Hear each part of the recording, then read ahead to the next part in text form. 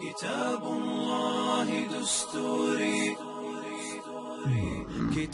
کوئی مارکیٹ دکانیں اس نے لی ہوئی ہیں، اس کی شاپس ہیں، تو یہ ان سب چیزوں میں کسی بھی چیز پر زکوٰۃ نہیں ہے۔ ان پر اسی طرح اس کے پاس گاڑیاں ہیں، 10 15 20 گاڑیاں ہیں، اس کو شوق ہے زیادہ گاڑیاں رکھنے کا، یا اس کے کئی گھر ہیں، ایک گھر اس کا پاکستان میں ہے، ایک گھر اس کا انگلینڈ میں ہے، ایک گھر اس نے مری میں بنایا ہوا ہے، ایک ملتان میں بنایا ہوا ہے، کراچی میں بنایا ہوا ہے، اور ان میں وہ خود رہتا ہے یا آتا جاتا رہتا ہے یا رینٹ پہ دیے ہوئے ہیں۔ تو ان مکانوں میں سے، ان دکانوں پلازوں میں سے کسی بھی چیز کی قیمت پر زکوٰۃ نہیں ہے۔ زکوٰۃ پراپرٹی پر تب آتی ہے جب اس میں 2 شرطیں پائی جائیں۔ نمبر 1 کہ وہ چیز اس نے خریدی ہو، نمبر 2 خریدتے وقت اس کے بیچنے کی نیت ہو۔ یہ 2 خاصیات پائی جائیں تو تب زکوٰۃ واجب ہوتی ہے، ورنہ زکوٰۃ واجب نہیں ہوتی۔ ان 2 شرطوں سے یہ بات سامنے آ گئی کہ ایک آدمی کے پاس وراثت میں زمین آ گئی اور اب وہ اس زمین کو بیچنا چاہتا ہے، بیچنے کی نیت اس کی ہے، اس میں ایک شرط تو پائی جا رہی ہے، لیکن دوسری شرط نہیں پائی جا رہی کہ اس نے وہ زمین خریدی نہیں ہے، وہ وراثت میں آئی، لہذا اس پر زکوٰۃ واجب نہیں ہوگی، اس کی قیمت پر زکوٰۃ واجب نہیں ہوگی۔ ایک آدمی نے زمین خریدی ہے، پلاٹ خریدا ہے، ارادہ یہ ہے کہ اس پہ گھر بنا کے رینٹ پہ دے دوں گا، ارادہ یہ ہے اس پہ دکان بنا کے رینٹ پہ دے دوں گا، تو اس پر بھی زکوٰۃ نہیں۔ کیوں؟ خریدی تو ہے لیکن بیچنے کی نیت نہیں ہے، رینٹ پہ دینے کی نیت ہے، یہ مال تجارت نہیں بنتا۔ اصولی طور پر پراپرٹی پہ زکوٰۃ نہیں ہوتی، اس پر زکوٰۃ صرف تب آتی ہے جب یہ مال تجارت بن جائے، اور مال تجارت وہ ہوتا ہے جو خریدا جائے اور اسی کو بیچ دیا جائے، تب وہ مال تجارت بنتا ہے، تو لہذا اس پر زکوٰۃ نہیں۔ اچھا، اور اگر یہ 2 شرطیں پائی گئیں کہ کسی نے کسی پلازے میں ایک دکان خریدی ہے، آج ڈاؤن پیمنٹ اس کی دے کے قسطوں پہ لے لی یا جیسے بھی لے لی، اس نے ایک دکان خرید لی ہے یا اس نے ایک پلاٹ خرید لیا ہے اور اس کی نیت بھی بیچنے کی ہے، تو پھر یہ دونوں شرطیں پائی گئی ہیں، خریدتے وقت ہی بیچنے کی نیت ہے اس کی، تو دونوں شرطیں پائی گئی ہیں، لہٰذا اس کی مارکیٹ ویلیو پہ زکوٰۃ ہوگی۔ آج اس نے 50 لاکھ روپے کا یہ پلاٹ خریدا ہے، سال کے بعد اس کو زکوٰۃ اس کی دینی ہے، تو سال کے بعد دیکھا جائے گا کہ اس کی مارکیٹ ویلیو کیا ہے۔ اگر وہ 50 لاکھ کا پلاٹ سال کے بعد 60 لاکھ کا ہو چکا ہے تو وہ 60 لاکھ کی زکوٰۃ دے گا، اور اگر کسی وجہ سے اس کی ویلیو گر گئی ہے اور وہ 50 سے کم ہو کر 40 لاکھ کا ہو گیا ہے تو اس کو 40 لاکھ کی زکوٰۃ دینی ہے، اور اگر سال کے بعد بھی وہ 50 ہی کا ہے تو اس کو 50 لاکھ کی زکوٰۃ دینی ہے۔ ایک آدمی نے پلاٹ خریدا انہی 2 شرطوں کے ساتھ، ایک تو اس نے خریدا ہے، دوسری شرط یہ کہ اس کی نیت بھی یہ تھی کہ اس کو بیچوں گا، لیکن اور سال گزرا اس نے زکوٰۃ بھی دے دی، دوسرا سال آنے تک اس کا ارادہ بدل گیا، اس نے سوچا کہ یار میں اس کو بیچتا نہیں، میں اس کو گھر بناتا ہوں، اچھی جگہ پہ پلاٹ مل گیا ہے تو یہاں اپنا گھر بنا لیتے ہیں، تو جس دن اس کی نیت بدل گئی اسی دن سے اس کی زکوٰۃ بھی ختم ہو گئی، اب اس کی زکوٰۃ اس کے ذمہ نہیں رہی۔ اچھا، اور اگر اس کا الٹ ہو کہ کسی نے جگہ تو خریدی تھی اپنا گھر بنانے کے لیے، تو چونکہ بیچنے کی نیت نہیں تھی لہذا اس کے اوپر زکوٰۃ نہیں تھی، اب بعد میں اس نے زکوٰۃ بیچنے کی نیت کر لی، سال 2 سال گزرے اس نے زکوٰۃ ادا نہیں کی کیونکہ اس نے بیچنے کے لیے خریدا ہی نہیں تھا، لیکن اب اس کا ارادہ بن گیا کہ اس کو بیچ دیتا ہوں، میں کسی اور جگہ خرید کے گھر بناؤں گا، تو اب بیچنے کی نیت اگر کر بھی لیے تب بھی اس کی زکوٰۃ نہیں ہے، کیونکہ ابھی بیچنے کی نیت اب کر رہا ہے، خریدتے وقت بیچنے کی نیت نہیں تھی، اس لیے اب بھی اس کی زکوٰۃ نہیں ہے۔ تو ایک بات تو یہ ہو گئی۔ ایک اور بات یہ سمجھنی چاہیے کہ دوران سال آنے والی جو رقم ہوتی ہے، جو حولان حول کا میں نے تذکرہ کیا کہ سال گزرنے پر زکوٰۃ واجب ہوتی ہے، اس کو سمجھنا چاہیے کہ سال گزرنے پر زکوٰۃ واجب ہوتی ہے کا مطلب کیا ہے۔ مطلب یہ ہے کہ ایک آدمی کے پاس نصاب پورا ہو گیا، 52.5 تولے چاندی کی قیمت سے اوپر اس کے پاس پیسے آ گئے، یعنی 52.5 تولے چاندی قیمت جو میں نے عرض کی تھی کہ 50,000 ہے، اس کے پاس آج 50,000 روپے سے اوپر رقم موجود ہے، اور اس نے نیت کر لی ہے کہ میں اب سال کے بعد اس کی زکوٰۃ ادا کروں گا۔ اب 50,000 سے اوپر ہے، یعنی میں اپنی مثال دیتا ہوں آپ کو، مثال کے طور پہ کہ میرے پاس آج 60,000 روپیہ موجود ہے. اب میں نصاب سے اوپر ہوں، چونکہ 52.5 تولے چاندی کی قیمت سے اوپر ہوں، 60,000 روپے میرے پاس موجود ہے. اب میں سال گزرنے کے بعد زکوٰۃ دوں گا. اب سال گزرا اور میرے پاس 60,000 ہی تھے تو میں 60,000 کی زکوٰۃ دوں گا. اور اگر اس وقت میرے پاس یہ 60,000 بڑھ کر 1,00,000 ہو چکے تھے تو میں 1,00,000 کی زکوٰۃ دوں گا. اب یہ نہیں دیکھا جائے گا کہ جی 60,000 کو تو آج سال پورا ہو رہا ہے اور جو اوپر والے 40,000 ہیں ان کو آئے ابھی 2 مہینے ہوئے ہیں، تو ان 2 مہینوں کی وجہ سے اس کی زکوٰۃ نہیں دی جائے گی کیونکہ اس کے اوپر سال نہیں آیا. تو ایسے نہیں ہوتا. جب ایک بار آپ نصاب سے اوپر چڑھ جاتے ہیں تو پھر اوپر رہتے ہوئے آپ کے پاس پیسے کم ہوتے رہیں یا زیادہ ہوتے رہیں، نصاب سے اوپر رہیں گے آپ تو سال پورا ہونے پر جو آپ کے پاس کیش ان ہینڈ ہے اس سارے کی زکوٰۃ آپ کو دینی ہوگی.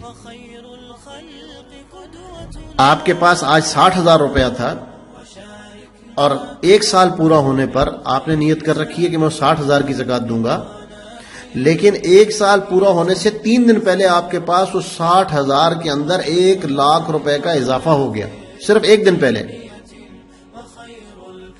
تو آپ 1,60,000 کی زکوٰۃ اگلے دن دیں گے. حالانکہ اس لاکھ کو آئے آپ کے پاس صرف 1 دن ہوا ہے، تب بھی اس پورے کی آپ زکوٰۃ دیں گے.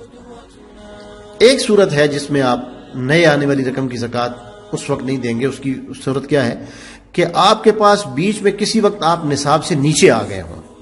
آپ کے پاس جو نصاب ہے وہ ہے 50,000 روپیہ. مثال دے رہا ہوں میں، یہ اس زمانے کے اعتبار سے چاندی کا ریٹ جو اب چل رہا ہے اس وقت، یہ میں نے اس کے حساب سے عرض کیا ہے. کل کسی وقت چاندی کا ریٹ بڑھ جائے گھٹ جائے تو پھر اس کا نصاب الگ ہوگا. 52.5 تولے چاندی کی قیمت آج کل کے حساب سے 50,000 روپے ہے. تو اب نصاب 52.5 تولے چاندی کی قیمت بن گیا. اس آدمی کی ملک میں پیسے ہو گئے 60,000 روپے. اس نے اپنا سال کاؤنٹ کرنا شروع کر دیا کہ میں نصاب سے اوپر ہو گیا ہوں، آج سے میرا سال شروع ہے اور سال پورا ہونے پہ میں زکوٰۃ ادا کروں گا. بیچ میں جا کے اس کے پاس پیسے کم ہو گئے اور یہ اس 50,000 سے نیچے چلا گیا، اس کے پاس 40 آ گئے، تو اب اس کا نصاب ختم ہو گیا. وہ جو سال اس نے کاؤنٹ کرنا شروع کیا ہوا تھا وہ 0 ہو گیا. اب کیا ہوگا؟ اب یہ دیکھے گا کہ دوبارہ اس کے پاس کیسے پیسے. آج سے 6 مہینے کے بعد اس کے پاس، آج سے 6 مہینے بعد اکتوبر کے مہینے میں جا کے اس کے پاس دوبارہ کچھ پیسے آئے اور یہ پھر 50,000 سے اوپر چڑھا. تو اب یہ 1 اکتوبر اپنے پاس لکھ لے کہ آج سے میرا سال شروع ہوا ہے. تو اس صورت میں پھر جب اس کا سال پورا ہوگا تبھی اس کی زکوٰۃ ادا کرے گا. یہ بات بھی سمجھ میں آ گئی. اگلی چیز ہے کہ اپنی ملک میں موجود جتنا مال ہوتا ہے اس سب کی زکوٰۃ ہمیں دینی ہوتی ہے. ملک میں موجود کا مطلب یہ ہے کہ قبضے میں نہ بھی ہو، آپ کی ملک میں ہو تو اس کی زکوٰۃ آپ کے ذمہ ہوتی ہے. آپ نے 10,000 روپیہ، آپ نے 10 لاکھ روپیہ ایک آدمی کو قرض دے رکھا ہے، 3 لاکھ ایک کو دے رکھا ہے، 4 لاکھ ایک کو دے رکھا ہے، 2 لاکھ ایک کو دے رکھا ہے. آپ کے قبضے میں وہ سارا مال اس وقت موجود نہیں ہے، لیکن اس سارے کی زکوٰۃ آپ کے ذمہ آپ کو دینی ہوگی. ہاں البتہ اتنی اجازت شریعت آپ کو دے دیتی ہے کہ اگر آپ ابھی کسی وجہ سے زکوٰۃ اس کی نہیں دینا چاہتے تو آپ نہ دیں، لیکن کل کو جس وقت بھی وہ رقم آپ کو ملے گی تو جتنے سال گزر چکے ہوں گے اس سارے کی زکوٰۃ آپ کو ادا کرنی ہوگی. اتنی اس کی اجازت ہے. ایک مسئلہ یہ سمجھیے کہ جو سونا بچیوں کے نام پہ کر دیا جاتا ہے تو اس کی زکوٰۃ کا کیا حکم ہے؟ تو نابالغ بچے پر زکوٰۃ نہیں ہوتی ہے. لہٰذا اگر ایک عورت کے پاس 20 تولے سونا تھا اور اس نے سوچا کہ میں ہر سال زکوٰۃ دیتی ہوں اور ویسے بھی میں نے بچیوں کے لیے رکھا ہوا ہے تو میں ابھی سے بچیوں کے حوالے کر دیتی ہوں، بچیوں کے نام کر دیتی ہوں، اور اس نے اس کو اپنی 4 بچیوں پہ تقسیم کر دیا یا بچے بچیوں سب پہ تقسیم کر دیا اور 5-5 تولے سب کے نام کر دیا، تو ٹھیک ہے، وہ تو 5 تولے اس نے کر دیا تو ان بچوں کے اوپر زکوٰۃ واجب نہیں ہوگی. اگر 20 تولے کسی ایک کے نام بھی کر دیتی تو بچے نابالغ ہیں اگر، تو ان کے اوپر زکوٰۃ واجب نہیں ہوگی. اچھا جب وہ بالغ ہو جائیں گے، اگر وہ بچیاں بالغ ہو چکی ہیں تو پھر یہ دیکھا جائے گا کہ ان کے پاس اگر صرف یہ 5 تولے سونا ہی ہے تو چونکہ اس کے پاس باقی 3 نصاب نہیں ہے اور سونا 5 تولے ہے تو چونکہ 7.5 سے کم ہوتا ہے اس پہ زکوٰۃ واجب نہیں ہوتی، تو بالغ ہونے کے بعد بھی ان پہ زکوٰۃ نہیں ہوگی.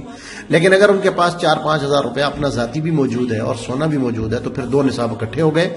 اب دونوں مل کے 52.5 تولے چاندی کی قیمت سے اوپر ہو جائیں گے تو پھر ان بالغ بچیوں پر بھی زکوٰۃ واجب ہو جائے گی. بالغ بچیوں پر بھی زکوٰۃ واجب ہو جائے گی. دوسری بات اس میں یہ سمجھنی چاہیے کہ صرف بچیوں کے نام کر دینا کافی نہیں ہے. بچیوں کے نام کر دینے کا مطلب یہ ہوگا کہ پھر آپ نے اگر بچیوں کے نام کر دیا ہے اور بچیاں نابالغ ہیں اور آپ نے ان کے نام کر دیا ہے تو بچیوں پر بھی زکوٰۃ نہیں ہے اور آپ پر بھی زکوٰۃ نہیں ہے. لیکن اب یہ بھی سمجھنے کی بات ہے کہ اب آپ اس سونے کو استعمال نہیں کر سکتی. اب وہ عورت اس سونے کو استعمال نہیں کر سکے گی. کیوں؟ کیونکہ اس نے نابالغ بچیوں کے نام کر دیا ہے، لہٰذا وہ سونا ان کی ملک میں چلا گیا، اب وہ آپ کا نہیں رہا.